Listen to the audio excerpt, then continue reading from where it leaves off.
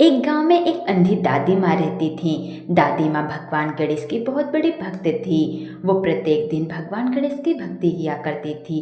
एक दिन भगवान गणेश दादी माँ के सामने प्रकट हुए और उन्होंने कहा कि मैं तुम्हारी भक्ति से बहुत ही प्रसन्न हूँ, मांगो तुम क्या मांगती हो।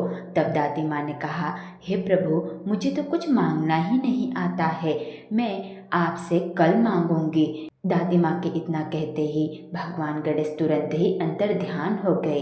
उसके पश्चात दादी माँ अपनी बहू के पास आई और उन्होंने कहा कि भगवान गणेश ने प्रसन्न होकर कुछ मांगने के लिए कहा है। तब दादी माँ की बहू ने कहा कि आप बहुत सारे धन और दौलत गणेश जी से मांग लीजिएगा। फिर उसके पश्चात दादी माँ अपने पड़ोसन के पास गई तो पड़ोसन ने कहा कि आप तो अंधी हैं, तो क्यों ना गणेश जी से आप अपने आंखों की रोशनी ही मांग लेना। इस प्रकार से अगला दिन आ गया। जैसे ही दादी माँ गणेश जी की पूजा करने लगी तो वापस से गणेश जी दादी माँ के सामने प्रकट हुए और बोलने लगे कि मांगो, क्या मांगती हो। तब दादी माँ ने कहा, हे प्रभु, आप मेरे आंखों की रोशनी वापस दे दीजिए और बहुत सारे धन दौलत दीजिए और साथ ही मेरे परिवार को आशीर्वाद दो कि मेरा परिवार सुखी रहे।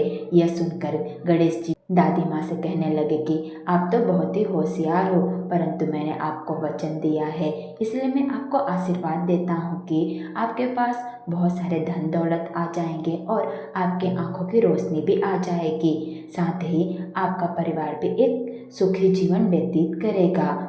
इस प्रकार से भगवान गणेश के आशीर्वाद से दादी माँ अपने बहू और बेटे के साथ एक अच्छा जीवन व्यतीत करने लगी और उनकी गरीबी भी हट गई और दादी माँ के आंखों की रोशनी भी वापस आ गई। इस प्रकार से कहा जाता है कि जो भी व्यक्ति पूरे सच्चे मन से भगवान गणेश की आराधना करता है तो भगवान गणेश उसके सारे दुखों को दूर करते हैं और अपनी कृपा सदैव ही उस पर बनाए रखते हैं। इस प्रकार की धार्मिक कहानियों के लिए आप हमारे चैनल को सब्सक्राइब करें।